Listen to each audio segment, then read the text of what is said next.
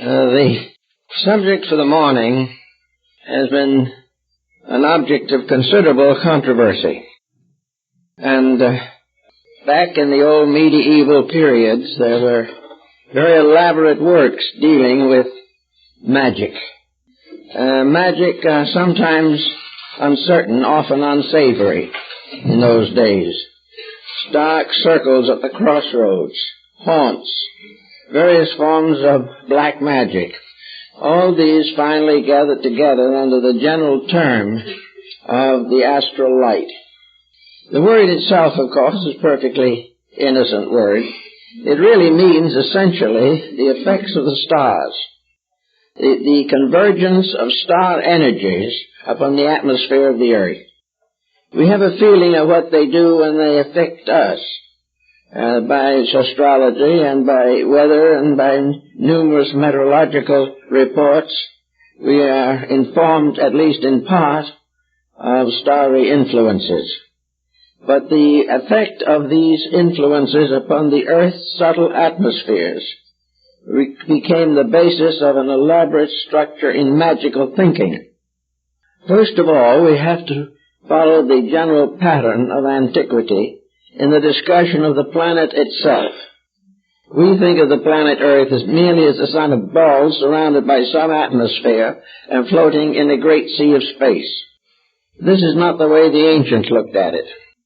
They considered the planet to be based upon the same general pattern as the human being himself. Man has a physical body and he has invisible principles operating through it. To the ancients, the Earth had invisible principles. The Earth was not merely a lump. The Earth was an organized structure, a structure that was capable of supporting life and passing through innumerable vicissitudes and changes of itself. There was not only a visible Earth, but an invisible one. There was not only a physical Earth, but there was a superphysical one. And the invisible structures of the Earth, like the aura of the human body, were energy fields. And these energy fields were involved in the evolution of everything that exists in nature. All the kingdoms of life are nourished by the energies from appropriate levels of the energy fields. A large part of magnetic healing is a result of energies being directed, either by human consciousness or by various medicinal substances which carry these energies. Therefore, the whole planet is a vast organism, a tremendous, vital, dynamic structure, of which we in our daily living see only the outside and the surface. Beneath the surface is not just simply vast strata of rocks and volcanic forces. The invisible part of the Earth is a tremendous being, or as the ancients put it, the Earth is alive. The Earth is a living thing. It is not simply a body or an object. Everything that exists in some way or other is alive. There is no death in space, but constant transformation. So the Earth itself was a being. And in the mythology of the ancients, they had appropriate deities to symbolize not only the Earth, but all of the separate parts of the Earth's structure. The Earth has its own mind, its own emotions, its own vitality. It not only is able to support life, but it is able to direct life. It not only brings us all the different forms of energy and life which we know in daily living, but it is behind this a conscious, rational power. Now, most people today, of course, don't believe this. Science has taken the attitude that man had the mind and the rest of nature was in existence only for man to tamper with. But this is not the way antiquity viewed it. The ancients were convinced that there was a tremendous vital power behind the physical form.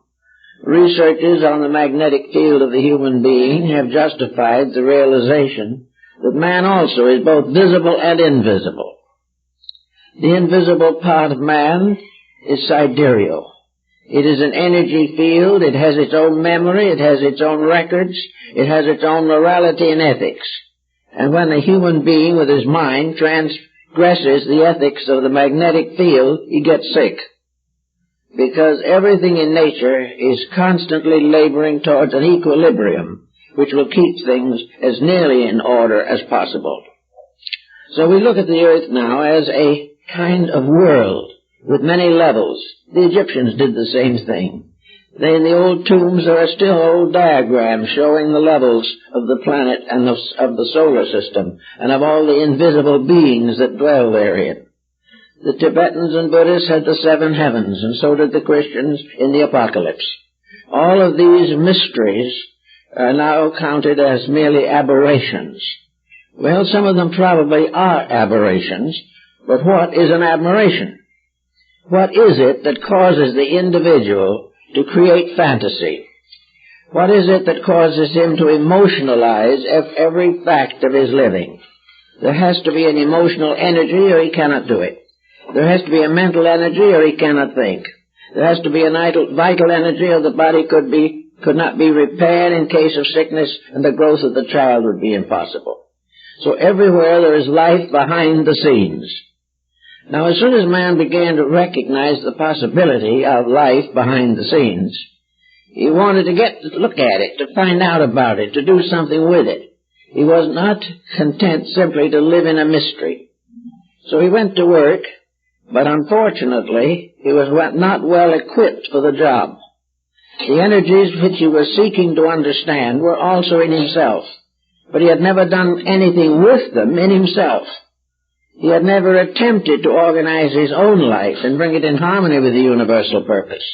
He was determined to take this universal purpose and force it into harmony with his own purposes. So there was a conflict here, and out of this conflict, magic was one of the byproducts. It was one of the experimental structures in which the individual was attempting to understand the energies around him, moving through him, and variously conditioning him. Among other things, he discovered that his mind could control not only visible and physical thoughts, but invisible thoughts. The mind of the individual could create thoughts. And where are thoughts? What are they? How are they born?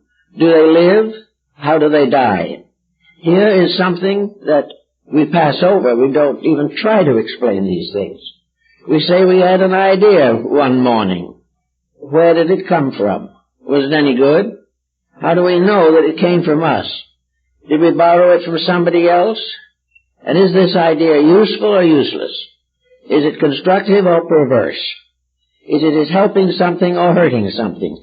These problems we have no way of estimating except through the old esoteric doctrines that have descended to us from minds such as Paracelsus and Pythagoras. The ancients definitely believed that the individual had a field of energy around him which could and did affect his life, that he also could poison this field with his own thinking, that he could destroy himself, and that phenomena such as drug addiction and alcoholism are aspects of the perversion of energies, that they are the sickening of the field of the imagination that surrounds the body.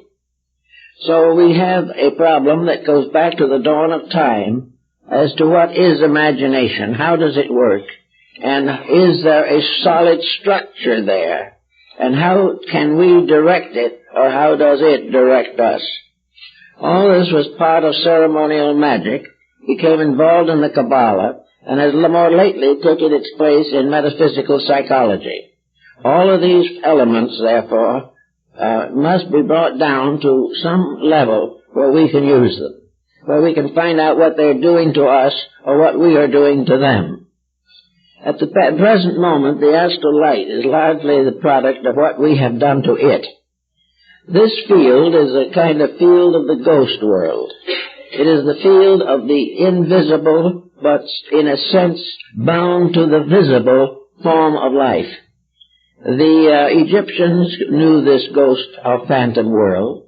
They also equated it with sleep and dreams, and believed in many cases, and perhaps correctly, that the dream life of the individual is not a mere fantasy. It is a fantasizing of something else. Anyway, we find in modern thinking there has come out of it all a kind of concept of magic. The magic of accomplishing certain purposes by dramatic intensities of the will.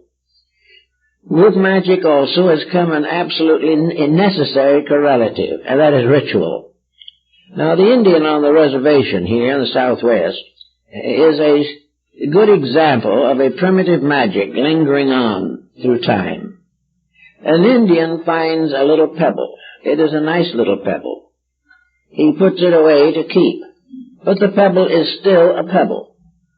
But later he finds another pebble, which he likes, and he puts it side by side with the first one. He likes the combination, so he ties a thread around it and put a feather in one end, and it isn't two little rocks anymore. It is now a fetish.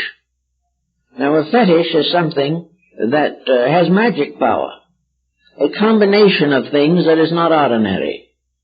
Things in their ordinary states are not fetishes, but when they are put into an extraordinary relationship with themselves or each other, then they gain magical influence. And the two little stones that would have done nothing in their natural state suddenly may have the power of life and death in the mind of the Indian who has created a fetish from them. This is another aspect of the same thing as the so-called ghost and dance and mask rites of ancient peoples. We have an exhibit in the library here now of the sacred masks of the Southwest American Indians. The Indian is perfectly aware of the fact that the mask is made by himself.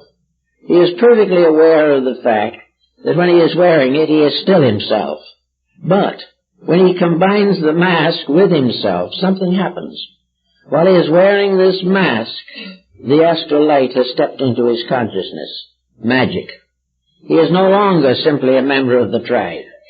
He is now some kind of a strange being conjured up by sorcery, conjured up by imagination, by ritual, rite, and symbol. Therefore, the Indian, I've been up to where they put these dances on once a year, and a young Indian, for instance, with a mask, will be approached by his own family, his wife, his mother. But where he is wearing the mask, they will pray to him as a god. The moment he takes it off, he's back on earth. But in the midst of ritual, of magic, of transformation, something happens. Eliphas Levi, the French transcendentalist, says that these things are creatures of the astral light. There is something that is not really imaginary, and yet is. Something that gains a new dimension. In spite of the strange fantasy of it, we realize that this type of thing has been in religion since the beginning. One of the most common forms of this in religion is the relic. Something that belonged to a venerated person. Something that has healing power because it belonged at one time to the body of a saint or something of this nature. These things are extensions. And like the healings of various Christian mystical shrines, like St. Anne de Beaupré in Canada, or Lourdes, this place is magical. It is magic because a strange story has been built up around it. This story transforms the commonplace into magic. Magic of ritual, magic of sacred accounts, legends, lore, and all these things suddenly transform objects of common usage into things extremely uncommon, things possessing strange and secret powers.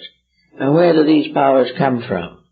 In a sense, they must come from believing. If you did not believe in them, they would not exist. But what is it in the person that by believing can change his entire life? What is it that when an individual, for instance, is converted to a religion, that this conversion, in words, the laying on of hands, or some symbolical ritual, suddenly transforms him? He has ceased to be a sinner and is becoming a saint. Some strange healing takes place from a source difficult to analyze. All these different mysteries seem to belong to an invisible realm that is very close to us, and which under certain conditions becomes available to us, a realm which perhaps we contact in sleep, in dreams, in nightmares, in trance, and under psychic pressures, as through a medium or something of this nature. There is some mysterious contact which suddenly changes the commonplace, that makes us believe things that in our more sober moments we would not believe. But whether they are sober moments or not, when they happen, even the skeptic is profoundly influenced. There is something around us that the ancients knew that changed things. And this probably came originally from the belief that the spirits of the ancestors remained close, and that the old tribal chief who had passed on still guarded his tribe. He also got unhappy if the tribe broke the rules. If they did something they shouldn't do, the old spirit haunts them, and they have to placate it by making offerings, prayers, ceremonies, and doing various things to counteract the disfavor that has arisen between themselves and their patron deities. So all the great pantheon of deities propitiated by rites and ceremonies and rituals this is all very hard to explain, but beyond it all, and in spite of our uncertainties, it works. Something happens. And it is this something that happens that has been the subject of most ceremonial magic. That the commonplace under uncommon circumstances gains a new dimension of power. And that this power is available. That this power does operate. And that this power can profoundly influence the individual. Now there comes another point in this, to determine the degree of the power and to determine the way or means of the influence. To begin with, the influence rises from believing. Believing is something which leaves a person open to the unfamiliar and also makes possible the miracle. Without believing, the miracle is virtually impossible. But with believing, faith and trust, with belief that it is possible, miracles of incredible proportions have occurred. There is no doubt in the world that there is a means or power by which the individual can attract certain forces or circumstances out of the strange mystery of the inner worlds which he inhabits. So we have to come now to the consideration of the structure of magic and how it really came into existence. I think we must, first of all, determine that behind the physical world there is a world of energies, and that these energies are stratified. That behind the physical body is an etheric energy, a kind of ether, which permeates the body, and that much difficulty and sickness and sorrow and misery result from the defects which arise in the ether. The etheric body is attached to the physical body, largely in the area of the spleen, and the physical body is constantly energized from a certain definite structure. In other words, the energy that comes into the body of the individual is supposed to arise primarily from nutrition, from air, and from sidereal influences of one kind or another. Influences can also be communicated from one person to another, and an individual highly venerated has a much stronger effect upon others than one who is not so venerated. So all around us, believing is releasing, changing, moving energies. It is conditioning them for good or for bad. It is conditioning the bad conscience to face the probabilities of punishment. It is conditioning the dedicated mystic to the realization that sometime he will have all the answers to the questions that he asks. Everywhere a kind of mystical sympathy exists between things. And this mystical energy also relates to deity, for the most extreme and abstract of all problems is God. And God is the source of all life, and the universe is the structure through which this life is disseminated. Therefore, somewhere, whether we see it or not, is a great arterial system of energies, these energies moving from one level of application to another. One stream of energy feeds the trees and another one feeds the flowers. Everywhere, however, energy is supporting all things that live. Yet the energy apart from something that lives is definitely impossible to define. Energy can only be known by what it does. Energy can only be assumed to be real because without it, many questions could not be answered. So we have an energy field of life. This energy field is part of the health of each person. The energy disseminating through the body moves through all of the circulatory system. Some of this energy is in the tiniest cell or atom. Part of this energy gives us the power to think. Another part gives us the power to walk. All this energy of some kind is real. Now, we have long assumed, for example, that the body just takes care of itself, and if we feed it regularly, it'll take care of us. This is a complete lack of understanding, and it has very serious consequences, because it prevents us from cooperating consciously and intelligently with the energies which do supply us the necessary elements of health and survival. Therefore, somewhere in this pattern, there is an energy, a sea of it, a great ocean of it, which like air itself, which may be its principal carrier, that fills all of these vacancies of space, exists in every creature, shares its reality and its power with the horse and the tiniest insect. Everything is supported and is alive because of a life principle in it. And this life principle is not sustained by food. It is not sustained by exercise. But its condition and its ability to function is largely influenced by the conduct of the creature that it inhabits. That this energy is universal, not only in its dissemination, but in the infinite variation and variety of modes and forms. Therefore, it is indeed a kind of protean life that takes any appearance that exists. It can be found in the anthill or it can be found in the elephant. Everything that lives off of this energy, and in everything this energy is exactly adapted to the needs of that thing. The answer seems to be that in one way or another the energy is what fashioned that thing in the beginning, because every physical visible force is merely a manifestation of one of these great invisible streams of energy that functions in space.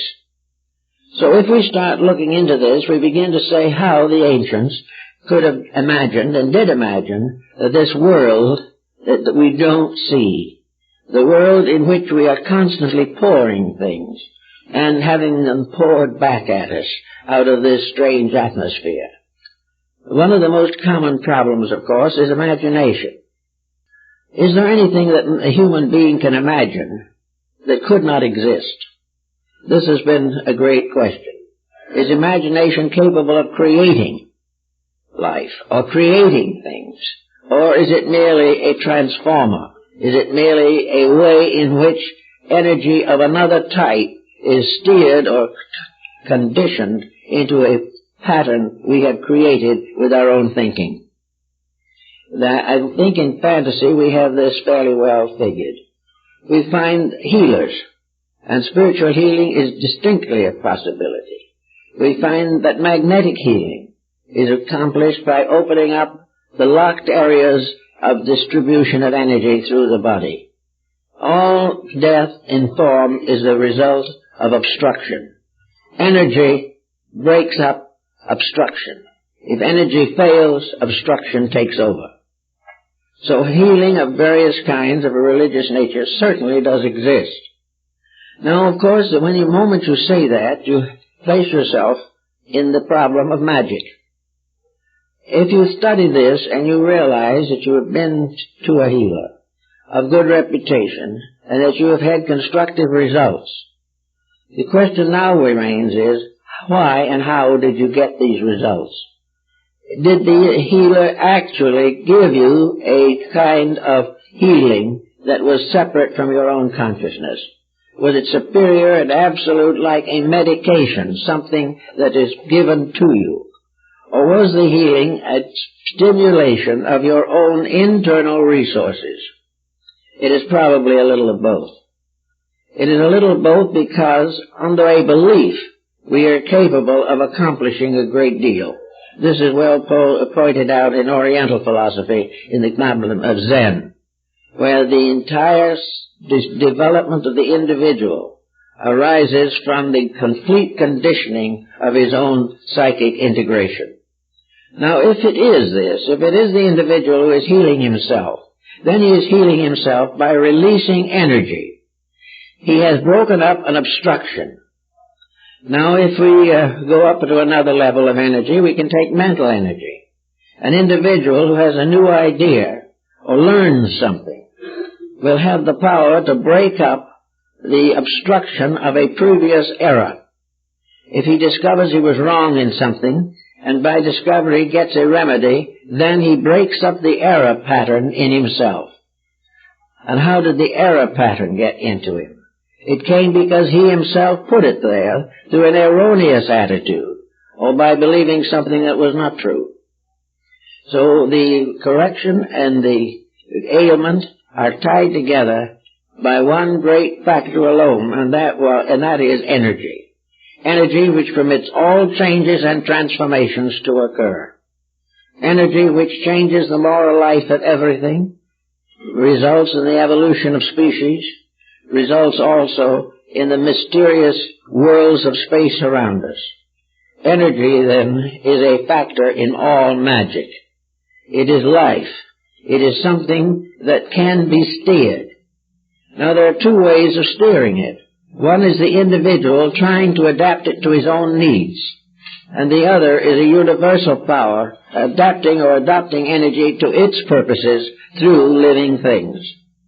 Therefore, there is an energy that arises directly from deity, and there is an energy that arises from deity but is distributed through forms including the human being. And this is represented in the ancient formula by the fact that there are rays that go directly from the sun to the earth and from the earth into man. There are also rays that go directly from the sun to the moon and then are carried across to man from the lunar orb, even though it is dead, so-called. There is no thing actually dead. But the energy field of the moon is very slow in comparison to that of a live planet. So all these different things are happening in space, and in the midst of these rises the magician, the person trying to use magic. Magic being the adaptation of energy, the application of it to other forms than that which is most commonly assigned to it. The energy factor that says all things are possible. The energy that takes the poor boy into the great scientist, or takes the comparatively self-centered individual and makes out of him an economic giant. These things are all energy. Without the energy, he couldn't accomplish anything. But with the energy, he has something that adapts itself to the shape or purpose of himself. But there are laws governing this energy, and the individual does not normally know what these laws are. Therefore, he assumes that energy can be used as he pleases. And if he discovers new ways to use it, he is that more fortunate. Actually, however, energy is conditioned, limited, restricted, and specialized just as every other element in nature. So the individual who uses energy for magical means came finally to become considered under two headings: ceremonial or divine magic, and negative or black magic. White magic was the use of all energies for the good of all that lives. Therefore, white magic is the unselfish application of energies. Black magic is selfishness. Black magic is the use of understanding, wisdom, knowledge of secret matters, by means of which an individual can impose a tyranny upon someone else.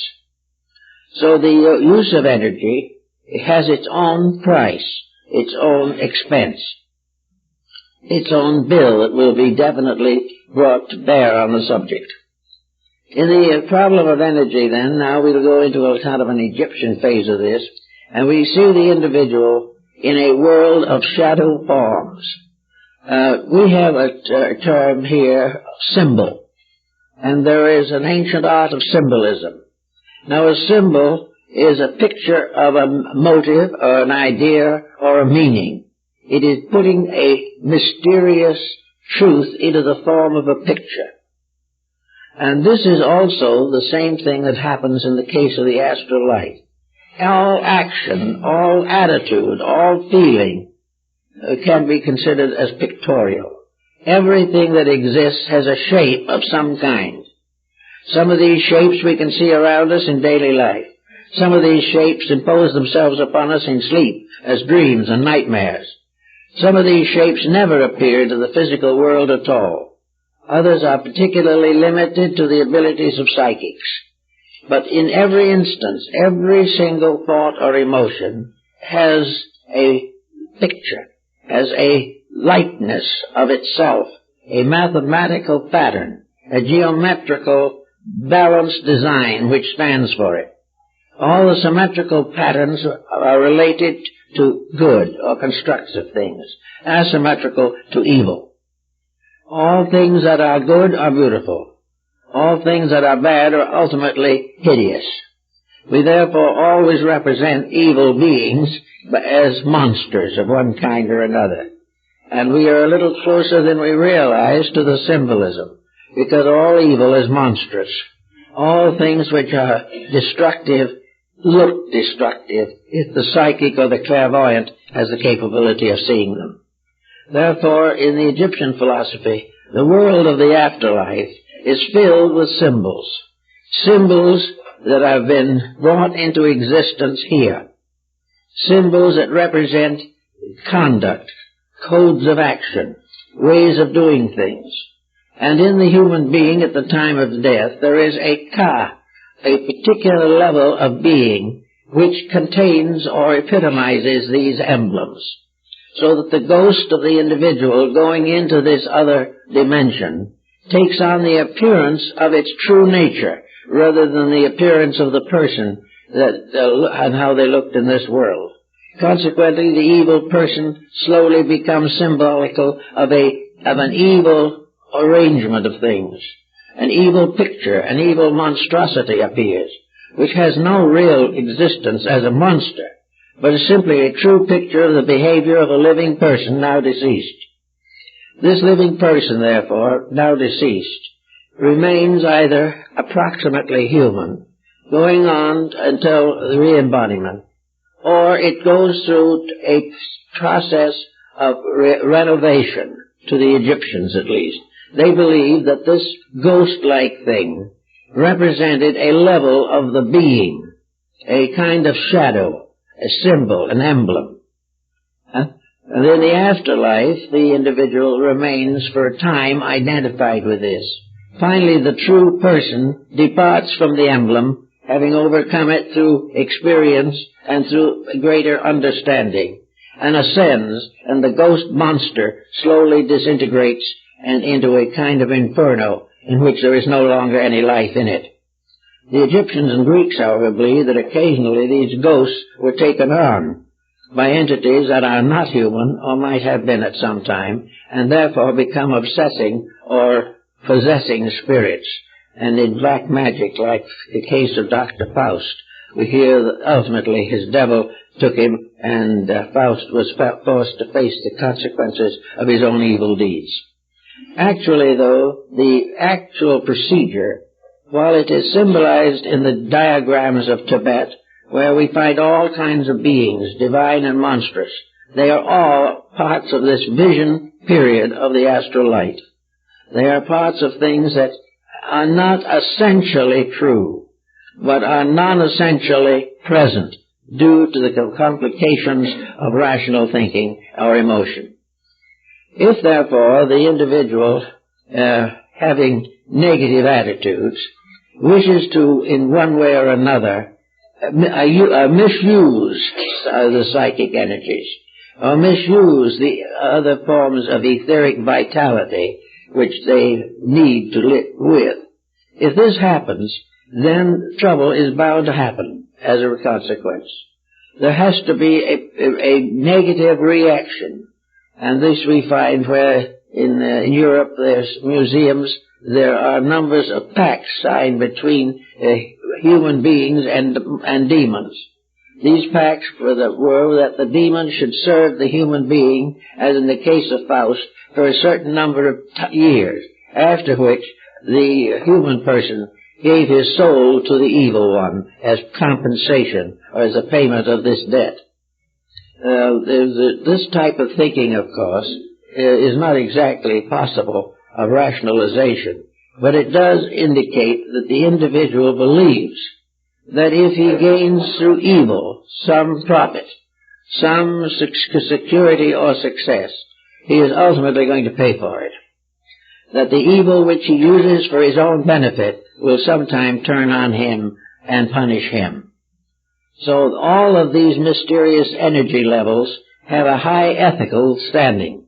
They permit no misuse of any natural force or combination or pattern of forces without consequential punishment. So we have all this to think about, and then we come right on down to a little bit into our modern way of life, see what we can think through on this particular level. Being surrounded by energies that we need to live, we now begin to realize, simply in eugenics and hygienics, that these energies must be conserved, and that our various attitudes in life must be correct, or in some way or another we are going to get into trouble. We're in trouble one way at the present time, particularly in the narcotics problem.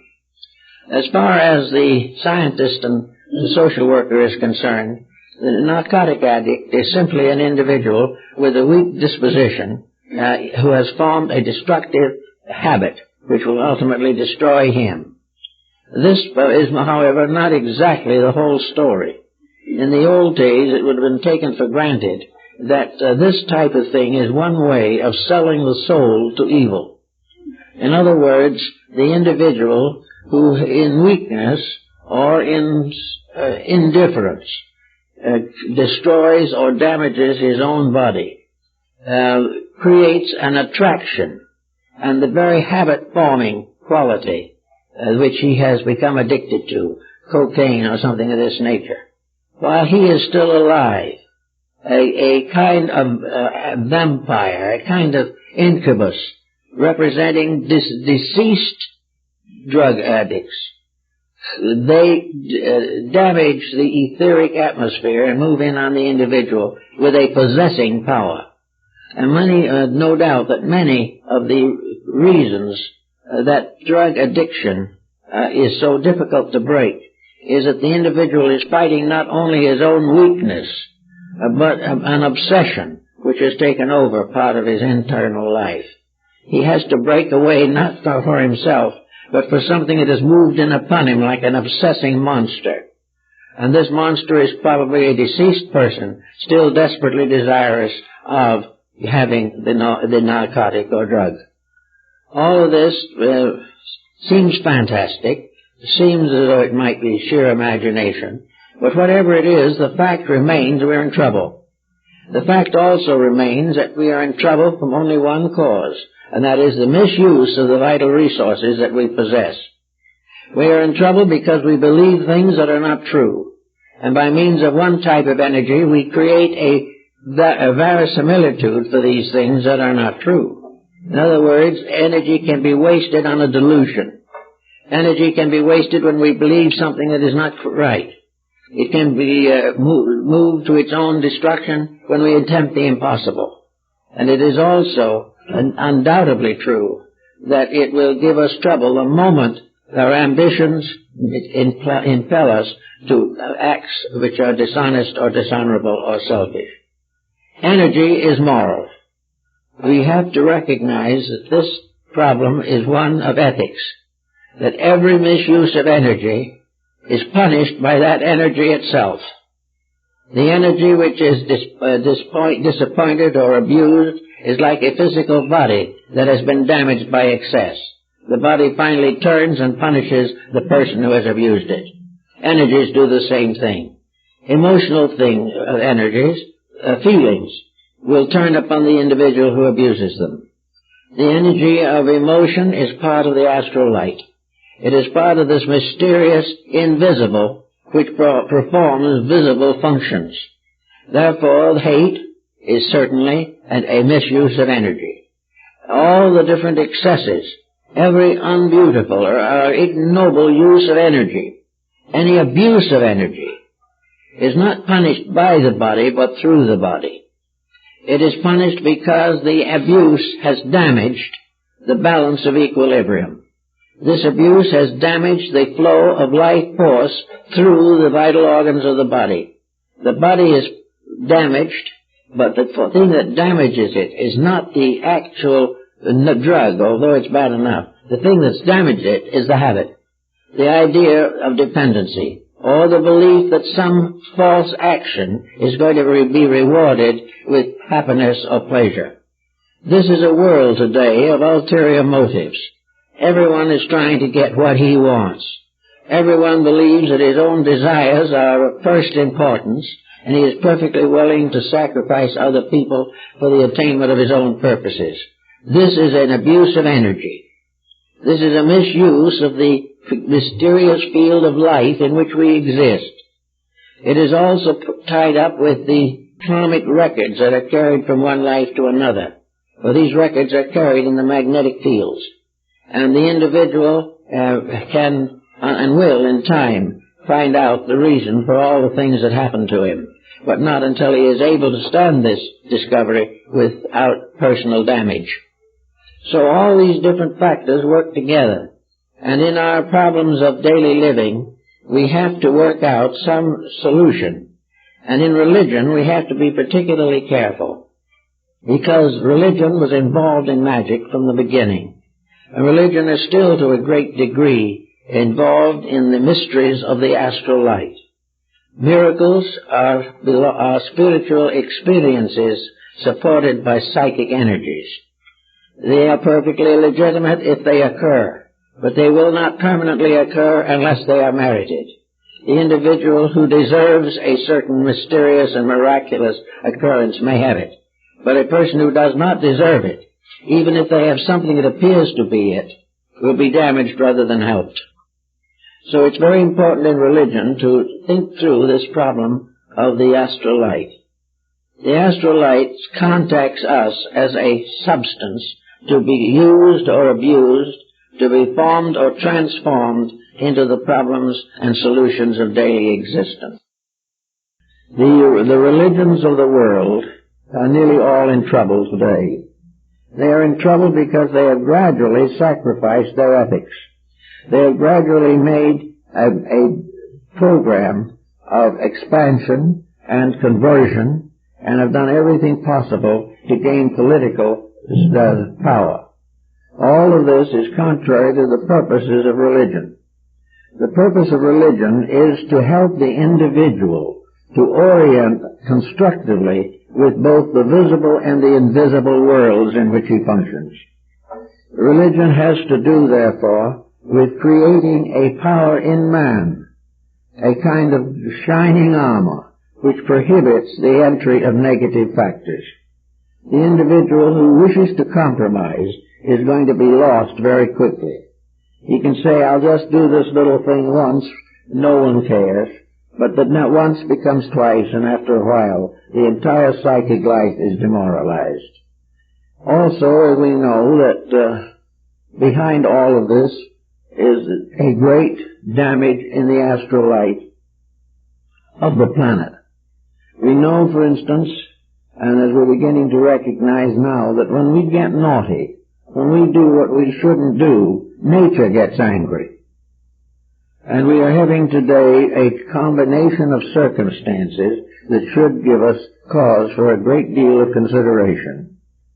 We have on one side ambitious dictators seeking to dominate countries and, if necessary, exterminate the population. And while they're hard at this, terrorist groups are out assassinating public personalities.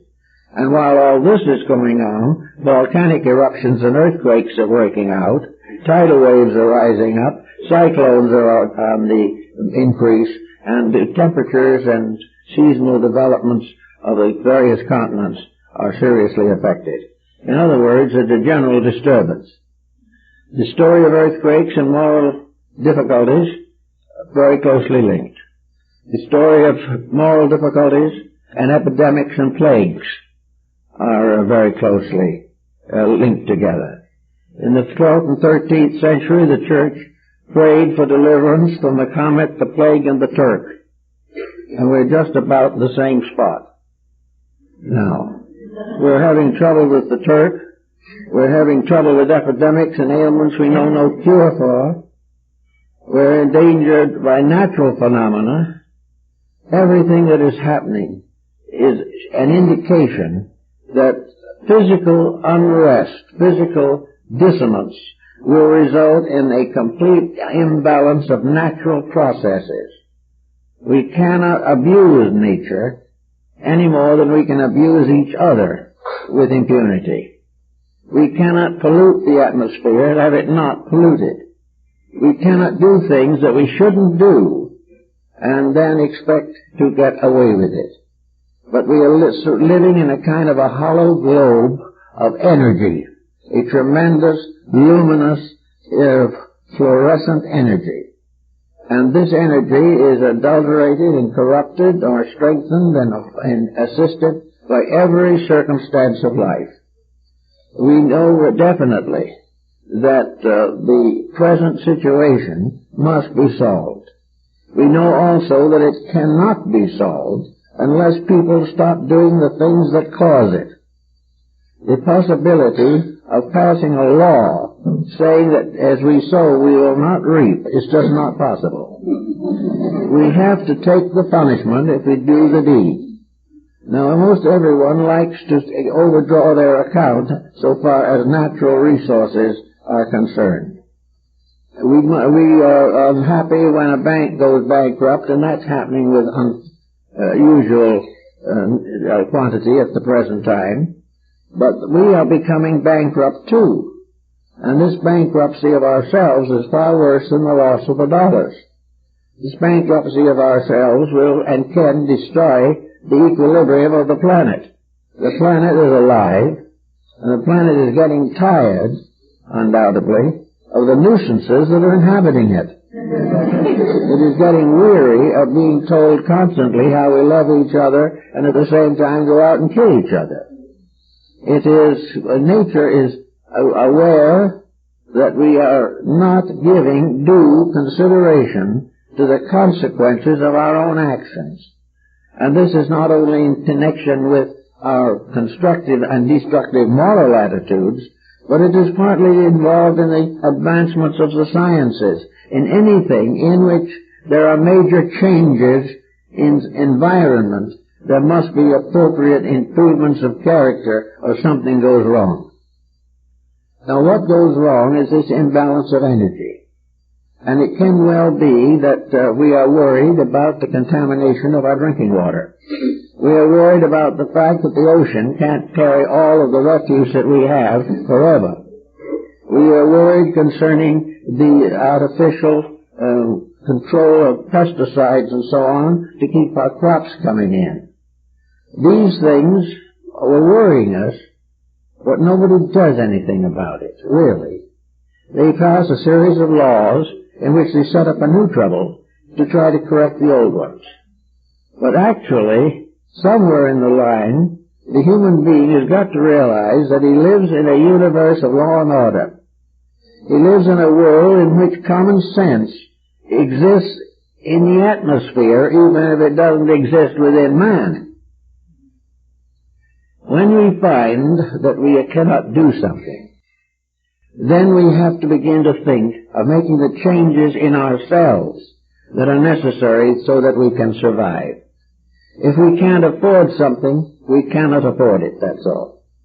If we cannot continue some expansion program that is going to ultimately denude the earth and destroy its subfields, we will stop doing it. There is no other way.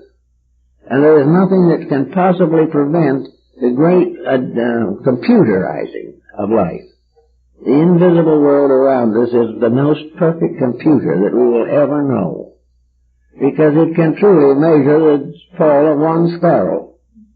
It can detect the mistakes and bring out the inevitable consequences. In almost every case, mistake is suffering. And if it isn't suffering immediately, it will ultimately be suffering. And somewhere along the line, we have to realize that health is the result of not causing suffering.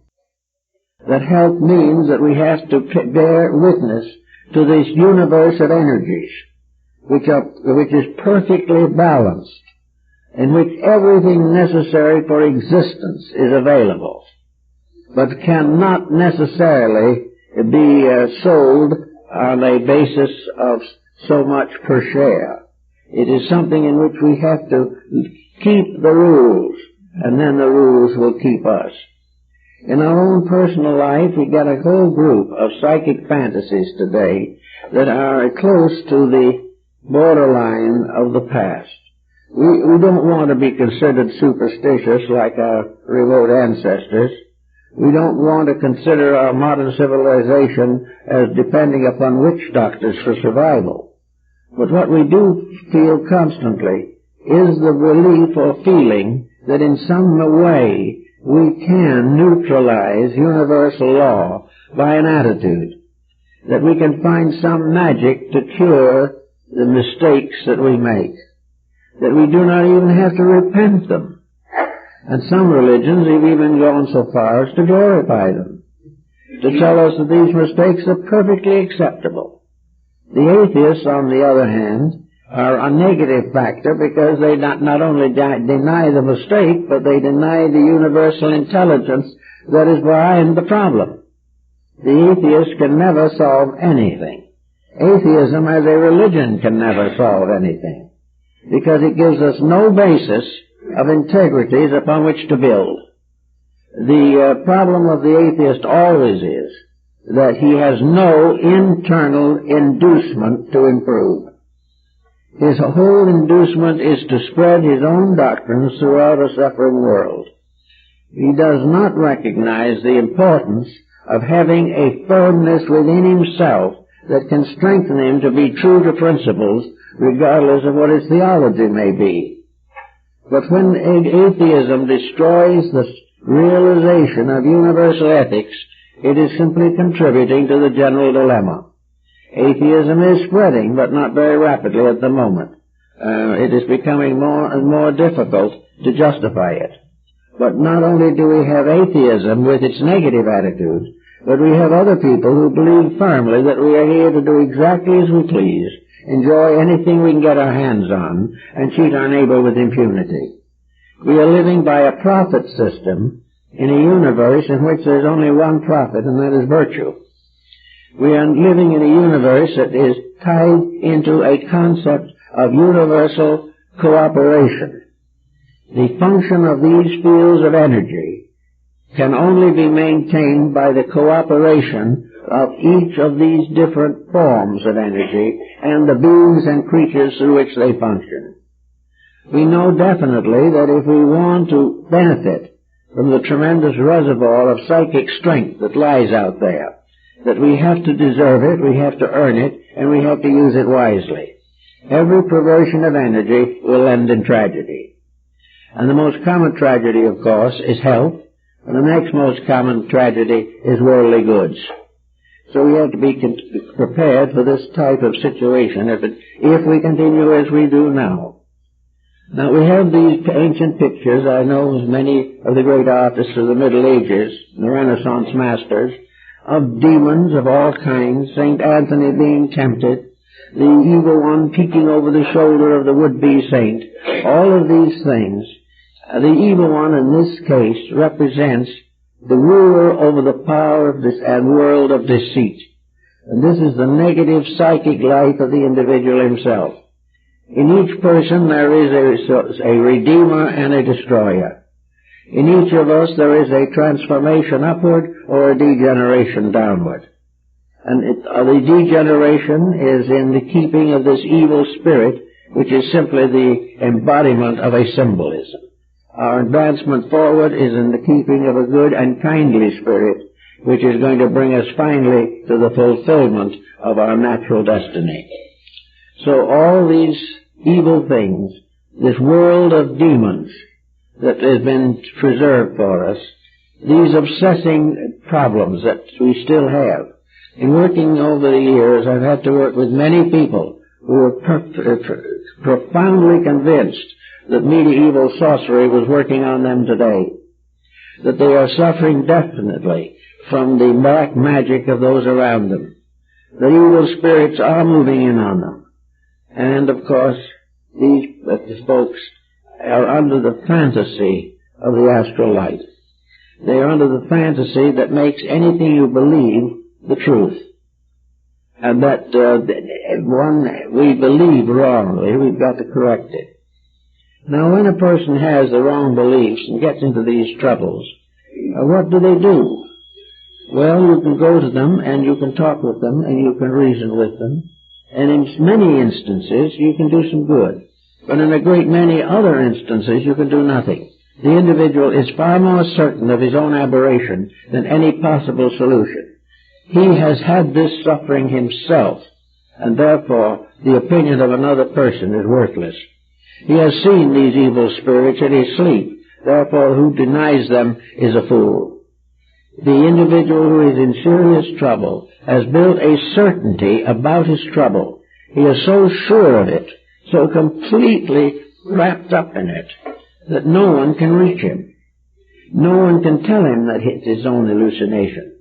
No one can tell him that the demons that bother him are the results of his own misuses of energy or his own misinterpretation of the happenings of living. The individual who has gradually developed a neurosis is only one step from being a black magician.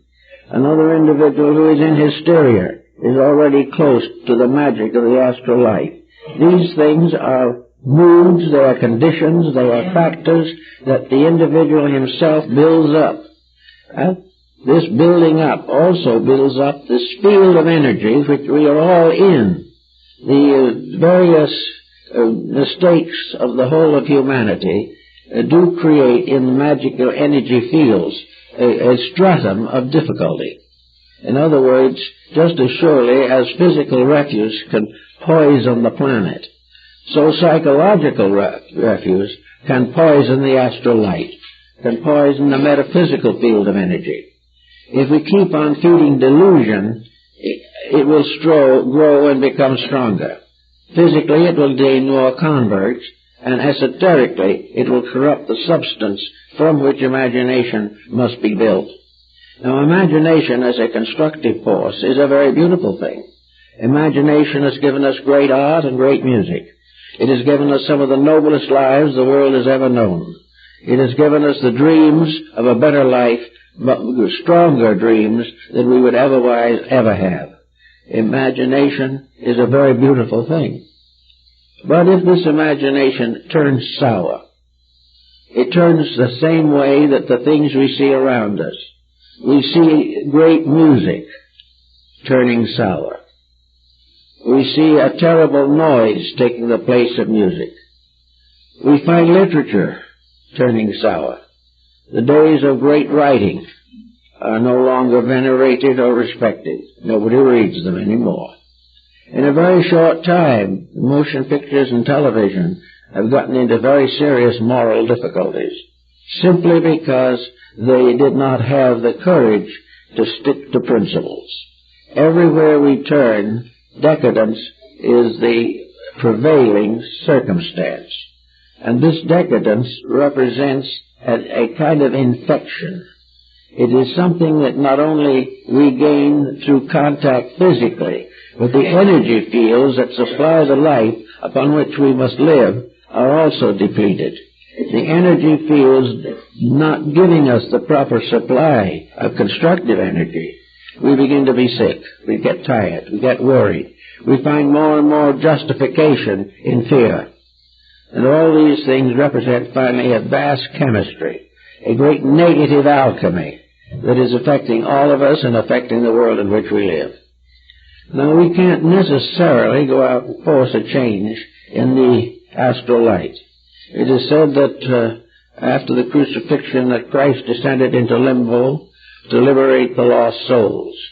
This was a part of the idea of the ministry, that he could cleanse or harrow Hades.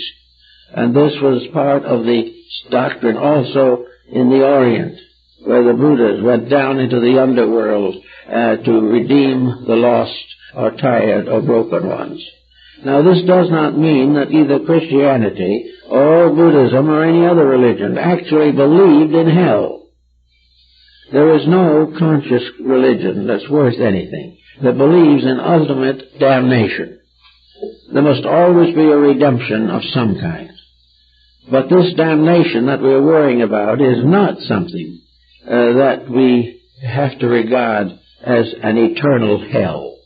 It is something which we must regard as a level of misuse, a misunderstanding, abuse of powers and privileges, that we have gradually weakened our own integrities, and if there is an evil world, it's right here, not where we go. We cannot go, as Plato pointed out, to anything much worse than we have here. And the idea that the solution lies in escaping from here is no good, because wherever we go, we take ourselves with us. And it is the self we take with us that is the greatest cause of our annoyance. It is the greatest cause of our distress and misery. Consequently, we have to get to work and more or less use fantasy, use imagination for great good. We have seen the wonderful poems of the mystics. We have seen the beautiful scriptures that have been given to us by all the nations of the world. We see the magnificent architecture. We see the tremendous beauty of the garden that has been given proper and due care. We find the glory and wisdom of the good person who has lived well in the fulfillment of duty, responsibility, and dedication. All these things are part of fantasy, part of imagination, but they are what Jack London called dreaming true. They are the thing that proves that the fantasy is really an anticipation of the fact that everything that we hope for can come. Everything we believe to be right will triumph. But at the same time, we must do what we can to get away from contributing to the attitudes that make us sick. And one of the good answers to this is that we must get over the idea that we can correct any condition we do not like unless we cannot correct it unless we outgrow it. That has to be solved. We cannot walk out on our crimes, sins, and misdemeanors. We can take them to the grave, but they will not end there. We must definitely take hold of the great concept of the ethical universe, which energies for every particular purpose. Not long ago, I read a little article about Zen and Buddhism, and in it was something I'm going to do something with some of these days, if I last that long, and that is the fact that snow was crying when it melted. Now, this is a kind of a strange thought out of context, but to the idea it is, even snow is a being. Everything is a reality of some kind. Everything that we abuse is a reality that weeps. Everything we do well is a reality that rejoices.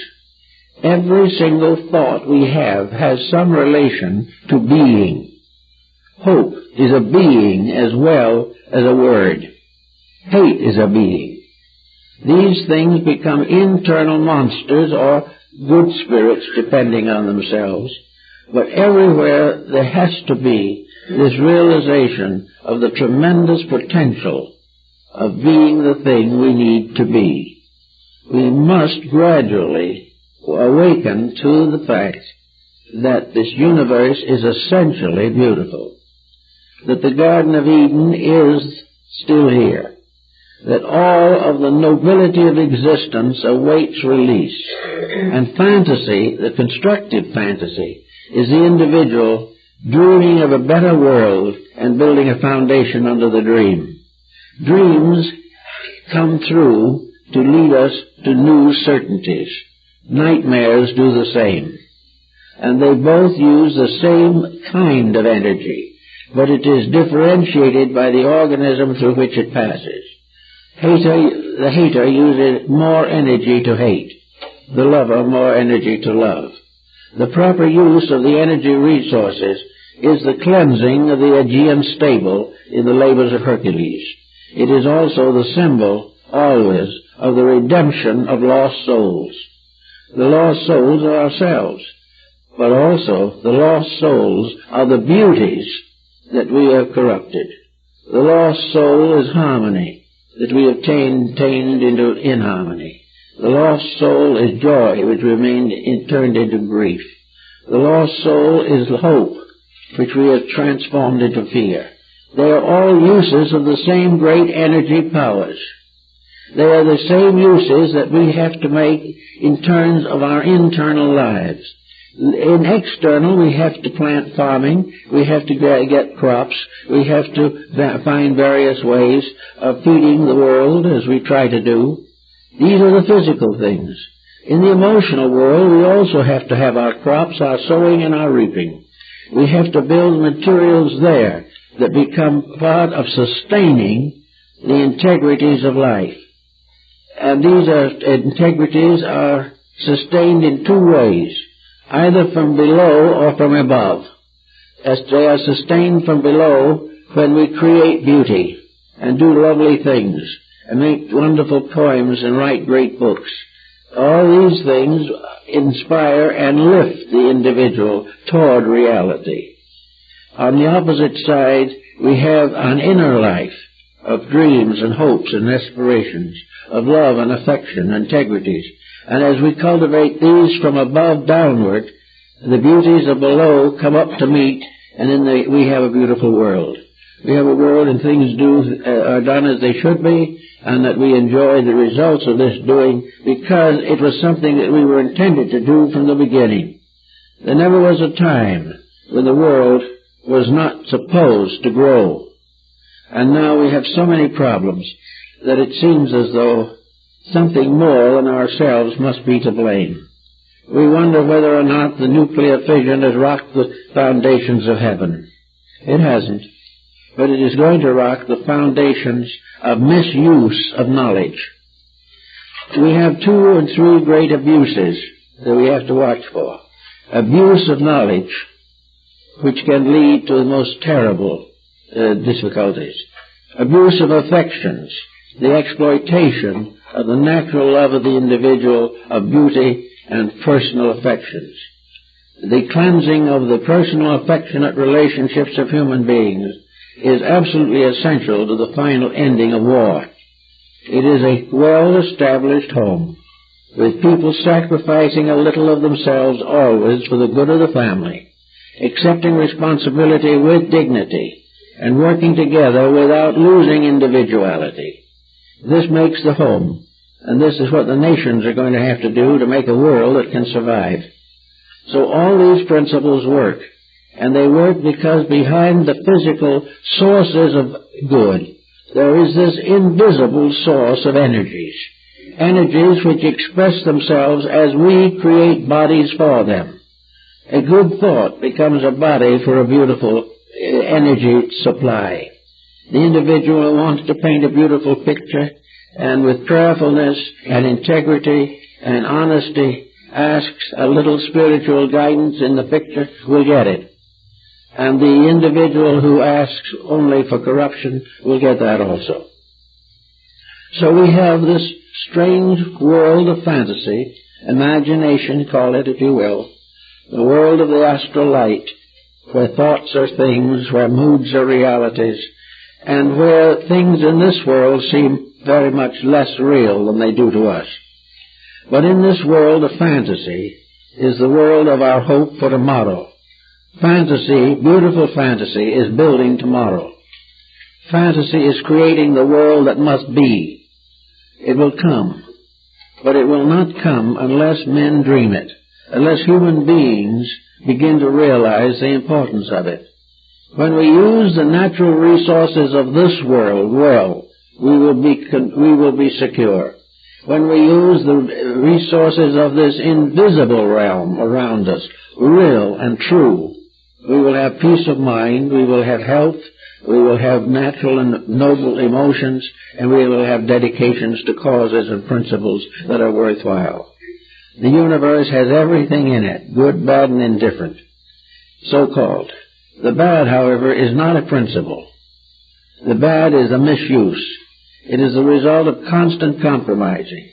It is the result of selfishness, ignorance, and fear. And these things can only be cured by the love of God, the strength of the mind, and the dedication of the life. These things together will solve most of these problems. They're not insolvable. They're simply things we pay no attention to. We just keep on going along, hoping the unpleasant things will go away. They will never go away unless we send them away, and the only way we can send them away is by transforming them. They will not leave us, but we can create a new body for them, by means of which problems become donations to our security and our future. Every problem that we have is a blessing in disguise. Every sorrow that comes to us is a great opportunity for the experience of divine peace and joy. All these things are things we have to change. And if we were just physical people with minds and things like this, we'd never change them. But because of this strange world of mysterious causes behind us, this infiniteness of ourselves, so that we are not really just little people wandering around in our own little homes and streets and cities, but we are symbols, we are points of energy in the world. And behind each one of us is an inconceivable totality, a reservoir of infinite strength, infinite beauty, infinite reality. If we turn it on, we will have it. If we turn it on honestly, the shadows will disappear. For there is not enough darkness in all the world to put out the light of a single candle. Everything can be the way it should be. Everything can be beautiful. Everything can be fulfilled.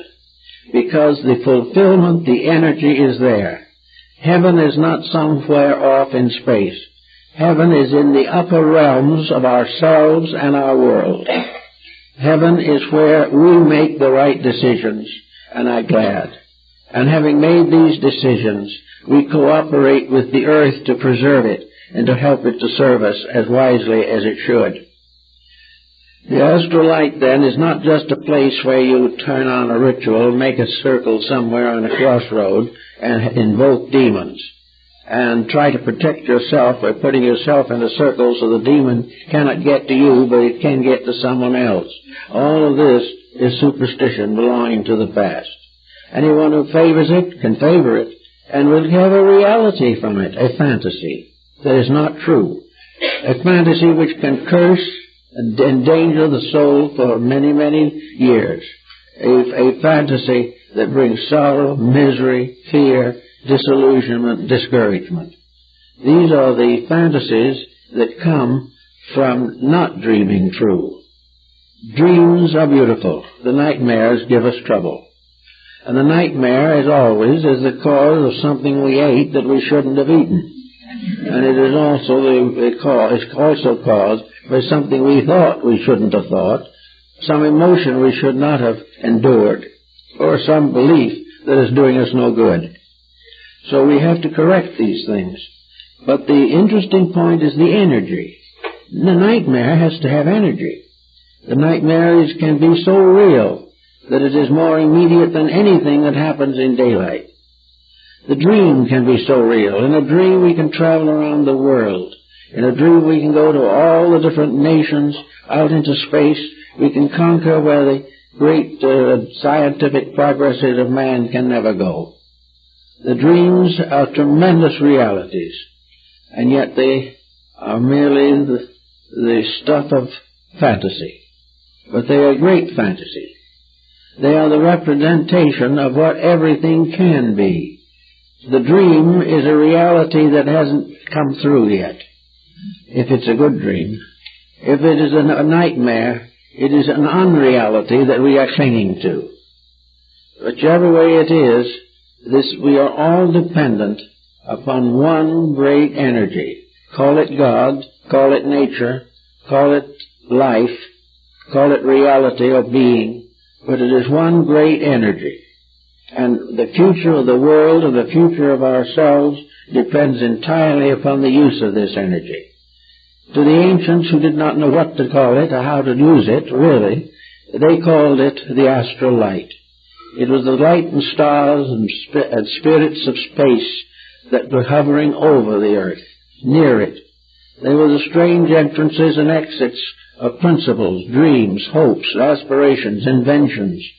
They were the great differences, the infant born into this world, coming from there to here, the aged person departing, going from here to there, but both here and there, always part of one tremendous field of life, a field of life that is not only one great energy, but infinitely diversified, so that every thing that exists, every grain of sand has its place in the plan of things.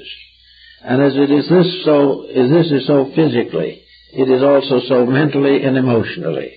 Therefore, the cultivation of our hearts and minds, the regeneration of our attitudes, the increase of faith, all these things have to start with a dream or with a fantasy.